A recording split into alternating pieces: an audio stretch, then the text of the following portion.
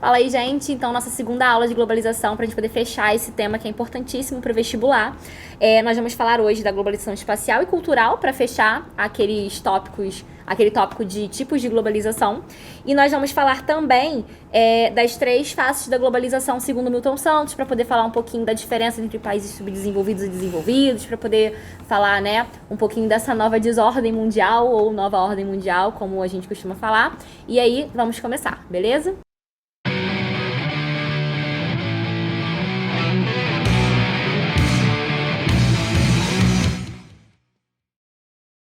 Vamos lá, globalização espacial. Globalização espacial, ela já é deliberadamente escondida das pessoas, ok? E é uso do espaço físico, uso do espaço geográfico para conseguir lucro, geralmente explorando a população que habita esse espaço. Então você tem vários exemplos de domínio do espaço por empresas ou por outros elementos que vão mercantilizar esse espaço e fazer uso dele, tá? E a gente chama isso de globalização espacial. Posso dar vários exemplos. Um exemplo importante que está próximo de vocês, em geral, aqui no município de São João. No município de São João tem a empresa de ônibus que domina o espaço, que é a própria Flores, e ela usa o espaço da forma que ela deseja, né? Ela intervém na prefeitura, através de lobby, para ela determinar para onde as linhas de ônibus vão, por exemplo, né? E não é necessariamente para onde é mais necessário, né? Existem locais próximos na Pavuna, aqui em São João, onde o transporte coletivo não atinge, porque não é lucrativo para essa empresa. E aí você tem uma inversão, quando a empresa escolhe aonde ela vai atuar naquele espaço de forma que seja para ela útil e para que ela seja lucrativo. Isso é um exemplo de globalização espacial. Vou dar esse exemplo, vai ser ótimo. O que acontece? Eu faço isso sempre, a Isabela adora quando eu dou esse exemplo. Que bom que ela está aqui hoje. Nem lembro qual é o exemplo. O que acontece? Uma vez ela me convidou para o aniversário dela. Ela morava em Parque Colômbia, entendeu? E aí ela virou e disse: Thiago, vem na minha festa de aniversário. Assim como vários alunos e agora estão se sentindo aqui, ó, não tem problema. Por você. Parque Colômbia, ela, é meu bairro. Falei, mentira que não tá no IBGE, não é bairro, ok? Mas vamos lá. Aí ela como é que eu chego lá? Lá você vai lá. Bairro sim. Mas enfim, desculpa. Você vai lá, né? Na Kombi, falei, que Kombi? Não, é a Kombi do Zé Perigoso. Mentira! Falou assim. Cabritinho. Deixa eu terminar, pior ainda. Aí, não tem nada de Zé Perigoso. E agora só tem van. Kombi do Zé Perigoso. Aí depois apareceu Cabritinho. a Kombi do Cabritinho, mas que seja. Eu Mas falei, o Thiago pegou táxi porque ele é rico. Enfim, pronto. ela falou, vou pegar o táxi. Cheguei na casa da Isabela, o táxi entrou. Lá chegando, o cara só não conseguiu me levar porque morava naquele troço, tá? E aí lá chegando, tô lá no aniversário da Isa, de repente acaba a luz, né? E de repente, 5 minutos depois acaba a água. É culpa da Light, e aí né? dei Culpa do exemplo meu... de subdesenvolvimento, né? E, enfim, Isabela não tinha, porque se mudou, graças a Deus. Que agora eu moro sozinha, sem meus pais. Não interessa. E eu moro na minha Mora mal casa. do mesmo jeito. Enfim, o espaço onde ela habitava com a família dela não tinha transporte coletivo, porque para uma empresa, para chegar naquele local, não era lucrativo bastante. A empresa escolhia onde ela ia servir. Só tem uma empresa que dominava lá, que era a Rubanil, mas agora nem a Rubanil acho que existe mais. E em questão de transporte, realmente era complicado. Agora faltou luz por causa da Light. Isso não tem culpa. Já faltou luz em São João. Aqui em São João, por exemplo, a Flores determina que o ônibus passa, por exemplo, até 11 horas. Depois de 11 horas, você não tem transporte. Mas por que ela não passa depois de 11 horas? Porque o fluxo diminui e para ela não é lucrativo ter aquele ônibus circulando, porque o custo é o mesmo, mas o número de fregueses diminui. Então ela vai ter um lucro menor ou não vai ter lucro nenhum. Então ela literalmente escolhe que depois de 11 horas não passa ônibus. Só que é um transporte de massa. Teoricamente era preciso que eu tivesse aquele troço rodando a noite toda. E você fala para a população isso e eles, em geral, entendem como normal que não haja ônibus depois de certo horário. Só que isso não deveria acontecer, porque ela está servindo a uma necessidade pública. Cabe ao Estado, que teoricamente deveria ter poder para isso, né, obrigar essa empresa a fazer esse transporte dependente do horário. Mas isso não acontece. A empresa tem mais poder que o Estado. Isso é um exemplo de globalização espacial. Outro exemplo também, né, da globalização espacial é a produção fragmentada e terceirizada, que é uma característica até do modelo de produção capitalista atual, que é o toyotismo. E aí, para reduzir os custos de produção, hoje as empresas elas têm a facilidade de simplesmente terceirizar a produção. Então, a Nike, por exemplo, você não tem uma fábrica da Nike, sei lá, produzindo os tênis da Nike na Malásia. Você tem uma empresa que faz tênis, que vai produzir esses tênis para Nike. E aí, esses funcionários não são funcionários da Nike, são funcionários que são dessa empresa, que é uma empresa terceirizada. E aí você tem, né, uma primeira flexibilização da produção, que vai ser feita, né, que é um exemplo dessa flexibilidade, né, produtiva. E você vai ter, no caso, aqueles trabalhadores que vão produzir aquele tipo de produto em condições precárias, com salários muito baixos, que vão fazer com que a produção seja muito mais barata, e a Nike não vai estar diretamente ligada a esses trabalhadores. Então, a produção terceirizada é uma característica também, né, que ajuda a reduzir o custo de produção. Você tem, né, um aproveitamento da própria flexibilização trabalhista aí. E sem contar trabalho infantil também, quando, por exemplo, você compra, né, Páscoa chegando, você vai comprar aquele chocolate e tal. Você não vai parar pra pensar que numa das etapas produtivas, né, que é a exploração do cacau na Costa do Marfim, aquele cacau foi explorado com mão de obra infantil escrava. Ou que uma peça de um carro, né, de uma montadora no México utilizou, né, mão de obra também infantil. E aí, uma desvantagem é essa, a gente não percebe essa produção fragmentada e terceirizada. Então, o que vai acontecer? Quando você utiliza o produto, quando você vai comprar, sei lá, uma peça de roupa, você entra lá numa loja de departamento no shopping, você não tem aqueles funcionários sendo escravizados, né? Enfim, ou sendo extremamente explorados, trabalho análogo à escravidão. Você vai ter, em alguma etapa produtiva, que não necessariamente foi dentro do país, mas pode ter sido dentro do país, como já aconteceu, trabalhadores, né, em regime, né, de trabalho escravo. E aí você vai ter, né, enfim, a facilidade desse tipo de trabalho, que obviamente hoje é proibido, sendo aproveitado porque a gente não percebe, a gente não entra no shopping e vai ter esse tipo de produção. Você não vai entrar na fábrica, né, de uma marca de chocolate famosa e vai ter esse tipo de trabalho, mas em alguma etapa produtiva no mundo, a gente com certeza teve esse tipo de elemento sendo aproveitado. Então a produção fragmentada e terceirizada é uma forma de reduzir os custos de produção. E é um exemplo de globalização espacial. E a gente não consegue perceber, porque a gente não vê. A gente sabe que existe por causa das notícias, mas a gente esquece, né, esse tipo de coisa. Quando uma empresa, por exemplo, entra num país, existem várias, não são uma nem duas, são várias empresas que têm uma arrecadação anual maior do que o PIB de vários países. Então, quando aquela empresa chega a um país e começa a empregar aquela população, por exemplo, ela exerce uma pressão imensa sobre o governo daquele país. Então ela pode, por exemplo, sei lá, forçar o Congresso ou fazer pressão no Congresso para aprovar uma lei que lhe beneficie, ou, sei lá, quem sabe diminuir o salário. Diminuir o salário é difícil, mas, enfim, tomar medidas que sejam nocivas ao trabalhador, porque ela emprega a maior parte da força de trabalho daquele país. O que termina contraditoriamente sendo um certo benefício, porque não tinha emprego, mas agora tem, só que você aproveita o tipo de vida, que já é um estilo de vida muito mais barato, né, do que um país central. Então você está gerando emprego, mas em condições precárias. Então você tem lá vários exemplos. Teve ter crescimento. Trabalho e ter direitos. Tem que escolher entre ter trabalho e ter direitos. Tu tem lá o crescimento do salário mínimo, mas isso não é proporcional ao quanto que esses países crescem e se beneficiam. Os novos tigres asiáticos são um exemplo disso, né?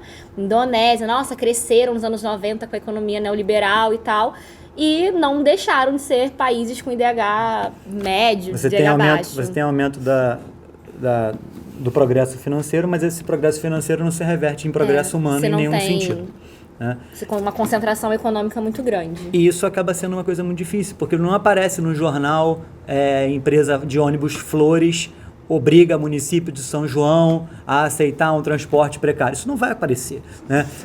Sei lá, Coca-Cola no Paraguai obriga o governo paraguaio a pagar baixos salários aos trabalhadores. Isso não vai aparecer. Mas então como é que eu vou ter essa noção? Você vai ter que estudar a economia global, vai ter que estudar a política, vai ter que entender que aquele país está sofrendo pressão de uma mega empresa, juntar tudo isso sozinho, porque isso não é dado juntado por você, e entender esse fenômeno. Quase como se fosse teoria da conspiração, só que não é.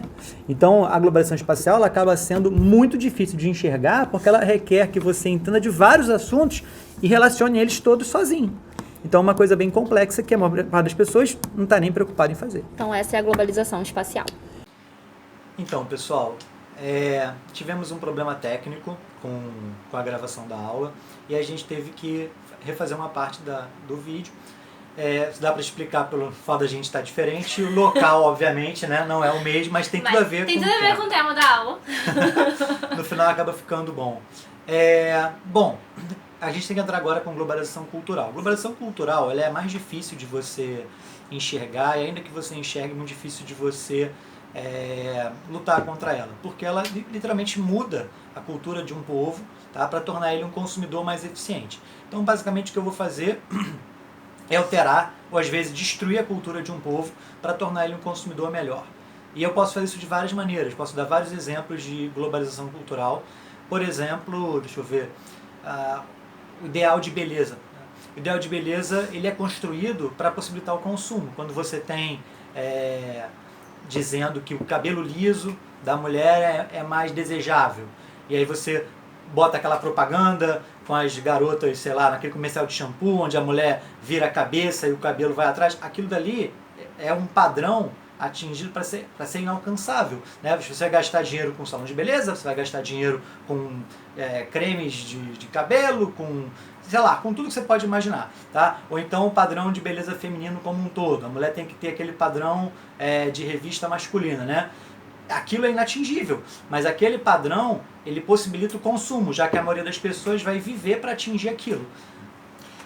E as marcas também vão se aproveitando até das mudanças também, né? O Thiago deu o exemplo do cabelo liso, mas aconteceu assim, né?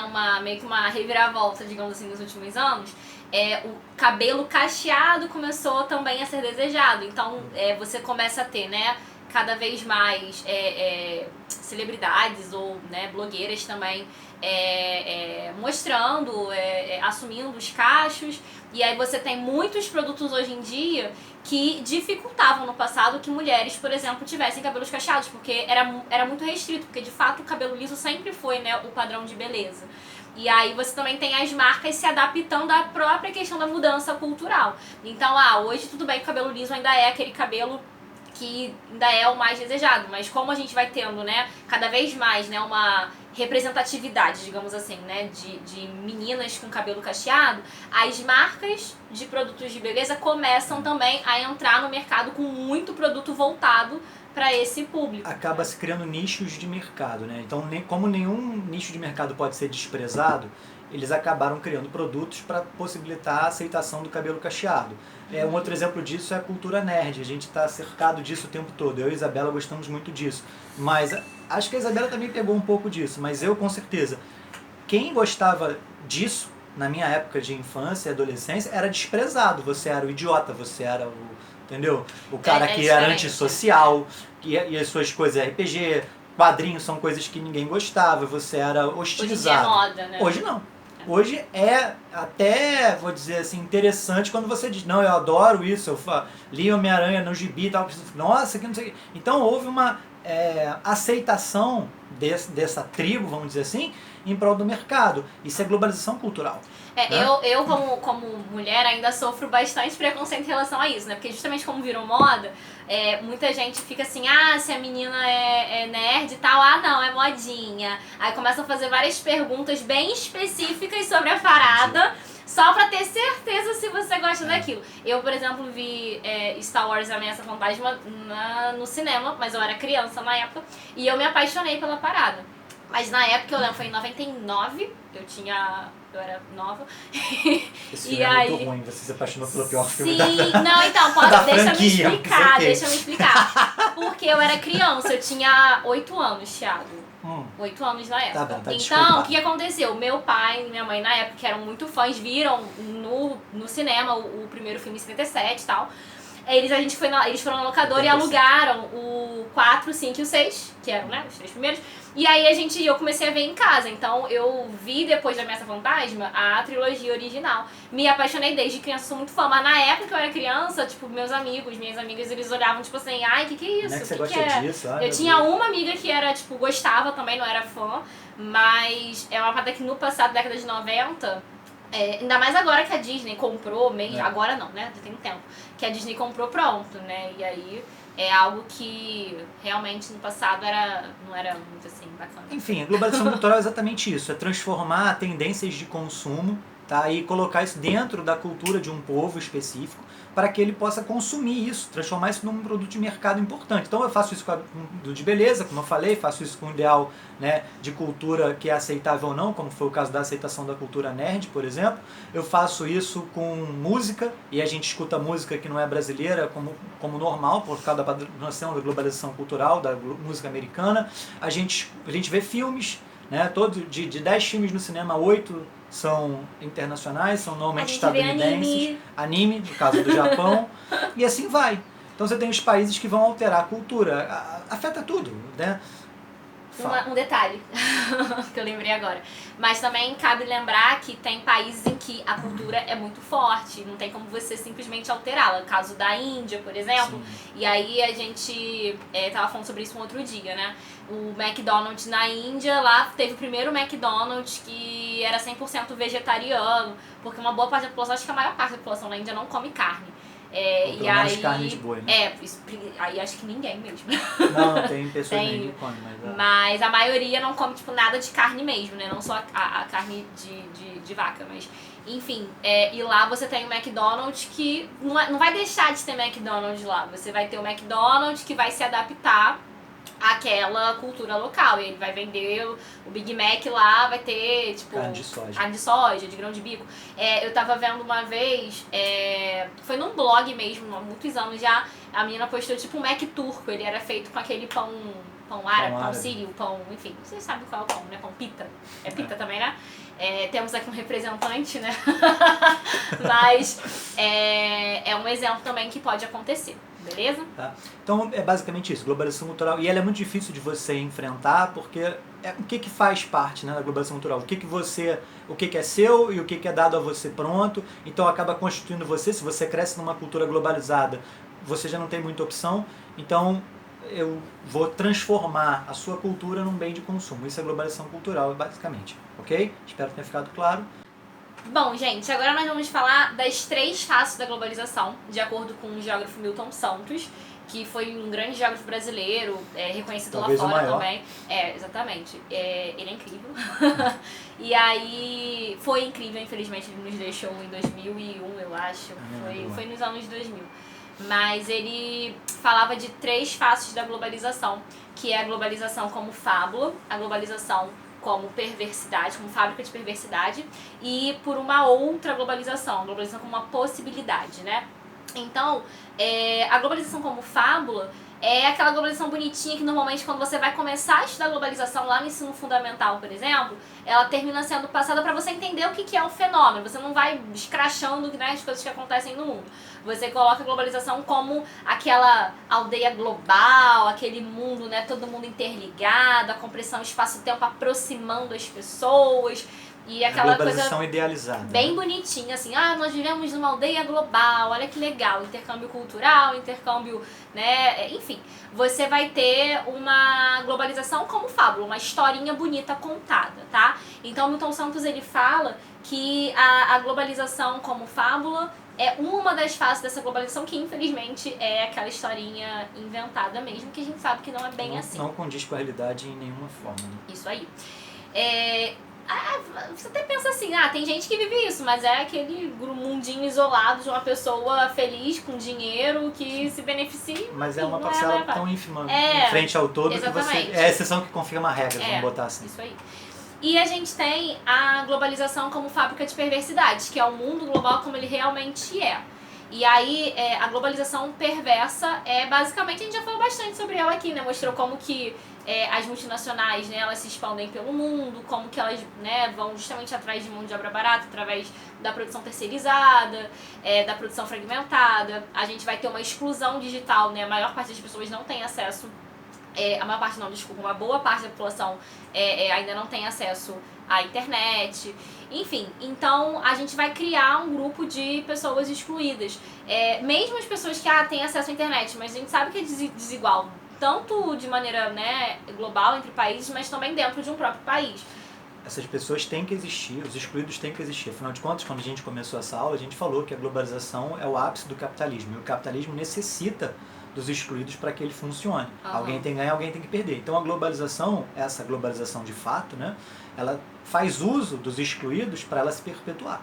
Então, não que isso é um erro, não deveria acontecer. Não, a globalização faz com que essas pessoas existam. E precisa delas. Ela é o capitalismo no seu... Na prática. Isso aí, no seu auge. E assim, né, você estava falando da questão dos excluídos e tal, só interessante lembrar uma coisa, no vestibular, depende muito da questão, a gente sabe que a interpretação na hora é algo super importante, então vocês têm que prestar atenção nos detalhes da questão, mas às vezes você dizer que tem países que estão excluídos do processo de globalização. Depende muito como que isso é aplicado, porque não é que eles sejam totalmente excluídos, eles estão na periferia. Eles fazem parte na condição de explorados, sabe? A periferia também faz parte do todo. Isso aí. Eles são excluídos dos benefícios... do que o mundo global, né, representa. Mas não do processo. Isso aí. Mas aí depende muito da questão. Então você pode ter a utilização dessa expressão, né, de os excluídos, o grupo dos excluídos, mas os excluídos, de certa forma, eles estão na periferia, eles estão em condição de explorados. Então, depende muito da questão, depende muito das alternativas. Então, é importante reforçar isso, é importante que você... É igual a questão cultural, né? Tipo assim, você tem a globalização excluindo culturas. Você tem, né? Não tem uma exclusão, você tem uma supremacia da cultura estadunidense, né? De países Algumas centrais. culturas são privilegiadas, outras são menos, mas elas não são excluídas, né? Então, cuidado só na hora de fazer questão lá no vestibular, porque pode ter esse probleminha. Então, o mundo global como ele realmente o Milton Santos, ele dizia que era o lado realmente verdadeiro e infelizmente perverso da globalização. A gente tem, por exemplo, um nível de desemprego aumentando porque você tem uma evolução tecnológica, a revolução técnico-científica ela trouxe vários benefícios, ela possibilitou a globalização, mas ao mesmo tempo tem cada vez mais pessoas perdendo emprego, ou porque vai perdendo o sentido mesmo, né, o desemprego estrutural. E sem contar que o exemplo das agências, né, de banco. Então você ainda tem necessidade lá de gerência, esse tipo de cargo, mas conforme você consegue fazer uma série de transações pelo telefone, você pode diminuir o número de agências, então você vai diminuindo a necessidade de mão de obra. Não sei se a gente já chegou a falar sobre isso, ou se eu cheguei a dar de exemplo, mas o Santander tem um plano, isso já é instituído, não estou inventando nada, foi inclusive colocado na imprensa, até 2021 acabar com todo o funcionamento, né, nas agências. Você vai fazer tudo pela internet e eu acho que vai ficar somente a gerência assim, de média posição, para você ter uma coisa ou outra lá, atender grandes investidores, porque eles querem acabar com caixa, eles querem acabar com o pessoal nas agências. Mas isso é perverso. Não, faz parte da globalização. Mão de obra gasta dinheiro, então é perverso assim, do ponto de vista de quem? Do empresário que quer lucrar, da mão de obra que tá sendo... Então, infelizmente, nós temos esse tipo de coisa, são pontos de vista. Isso acontece muitas vezes, aluno me pergunta, mas professora, a globalização ela é boa ou ela é ruim? Nossa. Cara, não dá pra responder isso. Não Sobre dá o pra ponto você... de vista de quem? Tipo assim, vou dizer também que, não, isso é uma droga mesmo, tem que acabar com a internet e tal. Se, por exemplo, se a gente não tivesse a globalização, nós não estaríamos tendo essa aula aqui agora. Tava todo mundo dentro de casa. Na verdade, né, é até meio louco, né? Porque se não tivesse o mundo globalizado, talvez a gente estivesse vivendo uma pandemia global. Mas aí na aula de filosofia a gente discute esses temas. Vamos deixar isso pro nosso amigo Gusmão falar com vocês. Mas a questão é que depende do ponto de vista. Não acredita na caravela globalizada. Não, deixa pra lá. Então, né, tem aquela ideia da primeira globalização ser as grandes navegações. As grandes navegações. A gente falou disso também. Sim, mas é porque tava justamente, eu acho que no vídeo que a gente perdeu. Por isso que nós estamos gravando esse vídeo. Tudo bem, não tem problema não. Mas, inclusive, o Gusmão nos olhou assim, né, com uma cara bem... Filho, historiadores. Mas não, mas não é só historiador. A gente tem que ser... Vamos falar aqui a verdade. Tem geógrafos também que acreditam. E no vestibular pode aparecer como já apareceu. Então é importante entender que, sim, existe uma linha de raciocínio que leva em consideração. Então é importante, na vida do vestibulando, não tomar esse partido na hora. Se a prova fala que você vai e pronto. Então, por que a primeira globalização, né? A gente pode considerar, assim, a primeira globalização as grandes navegações, porque você vai ter uma expansão do comércio, você vai começar a ter um conhecimento maior de culturas no mundo, você começa a ter esse primeiro contato. Eu sei, ficou claro que você discorda, Thiago. Não acredito muito nisso, não. Ficou Mas claro ok, que ele ok. discorda. Mas existe essa linha de raciocínio. Mas quando a gente pensa nas transnacionais, explorando mão de obra no mundo todo, fragmento da produção, isso é uma coisa muito atual, muito de agora, que é uma coisa inédita de fato. Então a globalização de agora, pela maior parte das pessoas da área, tá, gente, é considerada como de fato a globalização. A nossa aula até aqui, ela é toda referente à globalização como uma coisa dos anos 90 pra frente, após o contexto de Guerra Fria, tá bom? Os historiadores chamam de terceira fase da globalização. Mas, de qualquer maneira...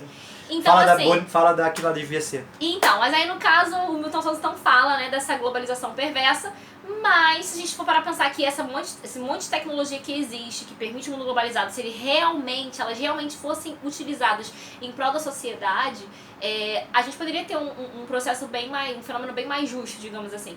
Então o Milton Santos não simplesmente, né, tipo assim, quebra a nossa... realidade, tipo assim, gente, o mundo é uma droga, pronto, e acabou. Não é só isso, ele mostra onde está o erro, mostra qual é o problema, mas ele deixa uma esperança, né, uma possibilidade aí de um mundo melhor. Você pensar que o meio técnico, científico e informacional, por exemplo, ele deveria ser feito para atender a sociedade, para entender, né, no caso... a população e não as grandes empresas, não o grande capital. E isso é até contraditório. Pelo menos não só eles, né? Exatamente. Tipo assim, dá pra você ter um lucro, mas ao mesmo tempo, enfim, tentar minimizar os problemas, né? Da população mais pobre, enfim. Então é a ideia de você pensar o mundo como uma possibilidade. A globalização não perversa, mas a globalização como uma possibilidade para as pessoas. E aí você... tem, assim, né, uma esperança, a gente pode estar bem longe de atingir essa realidade, mas existe sim. A gente até tem experimentos pontuais onde a globalização de fato traz melhorias e tudo mais. Essa aula, por exemplo, aqui, é uma coisa pontual? Sim, mas acontece. Só que você não, obviamente você tem muito mais da segunda visão sendo aplicada hoje do que dessa terceira onde ela deveria chegar. Ela deveria chegar num lugar que não está nem perto. Mas existem elementos que tornam essa visão possível no futuro talvez distante. É algo que o Milton Santos também, né, não só o Milton Santos, mas tipo, que a gente vê da globalização, quando a gente fala assim, é uma nova ordem mundial.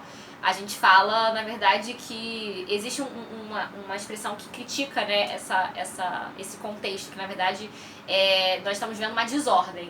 Porque quando a Guerra Fria estava rolando e estava chegando próxima do fim, na verdade, você tinha aquela ideia de, finalmente vai acabar aquela preocupação com armas nucleares, os Estados Unidos vão vencer e aí o mundo vai ficar em paz, e não é o que acontece. Então a gente vai ter aí nos anos 90 uma expansão, né, das desigualdades norte e sul, né, o grupo de países envolvidos no norte, predominantemente o grupo de países subdesenvolvidos no sul, que é o grupo, né, predominantemente de países explorados.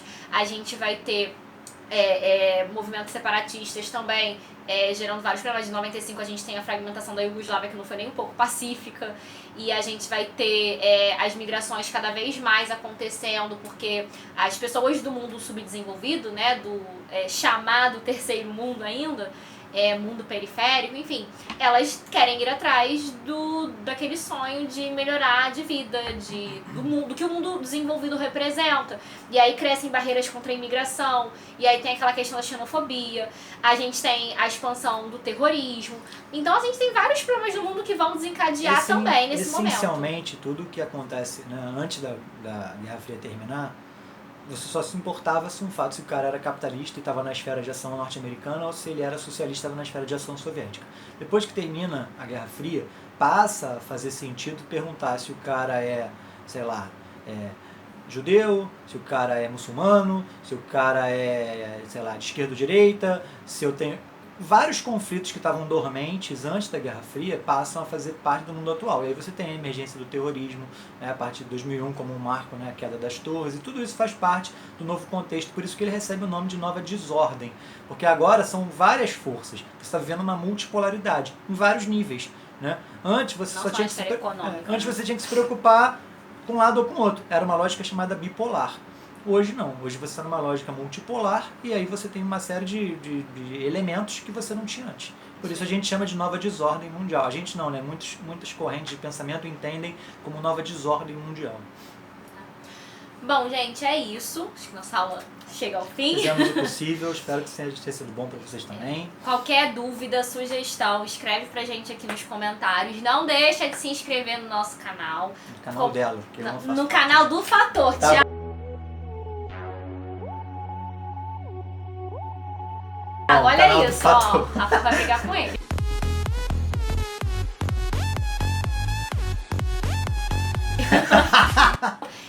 Curte muito esse vídeo se você gostou, compartilha com seus amigos, principalmente aquela galera que está em ano de vestibular e globalização como é um tema muito importante, não só para a prova de geografia, mas quem sabe aí uma ajuda na aula, no tema, em algum tema de redação também. E é isso, tá, gente? Beijos. Valeu, galera. Até a Um próxima aula e lavem as mãos.